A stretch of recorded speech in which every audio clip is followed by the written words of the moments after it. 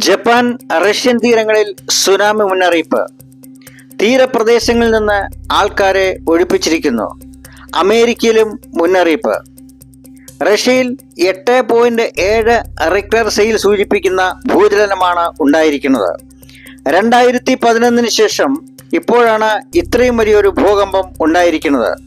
ഈ ഭൂകമ്പത്തിനെ തുടർന്ന് പസഫിക് സമുദ്രതീരങ്ങളിൽ ജാഗ്രതയാണ്. സുനാമി മുന്നറിയിപ്പുമുണ്ട്. ജപ്പാനിലും റഷ്യയിലും സുനാമി തിരമാലകൾ ആഞ്ഞടിച്ചിരിക്കുന്നു. റഷ്യയിൽ പടുകൂറ്റൻ കെട്ടിടങ്ങൾ തകർന്നു വീണു. ഇപ്പോൾ ജപ്പാനിലും റഷ്യയിലും വീണ്ടും സുനാമി തിരമാലകൾ ആഞ്ഞടിക്കുമെന്നാണ് മുന്നറിയിപ്പ്.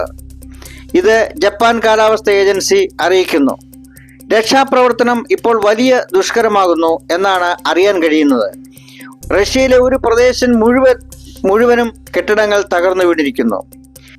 ഈ സുനാമി മുന്നറിയിപ്പിന് പ്രകാരം അമേരിക്കയിലെ തീരപ്രദേശങ്ങളിൽ താമസിക്കുന്ന ആൾക്കാരെ ഉയർന്ന ഭാഗങ്ങളിലേക്ക് മാറുവാനായിട്ട് അറിയിപ്പ് കൊടുത്തിരിക്കുകയാണ്. അതിന് പ്രകാരം അമേരിക്കയിലെ റോഡുകളൊക്കെ ബ്ലോക്കായിരിക്കുന്നു, സൂപ്പർ മാർക്കറ്റുകളൊക്കെ നിറഞ്ഞു കവിഞ്ഞിരിക്കുന്നു. കാരണം ഈ മുന്നറിയിപ്പും പ്രകാരം സാധനങ്ങളൊക്കെ വാങ്ങി ശേഖരിക്കാൻ വേണ്ടി ആൾക്കാർ തത്രപ്പെട്ട് ഓടുകയാണ്.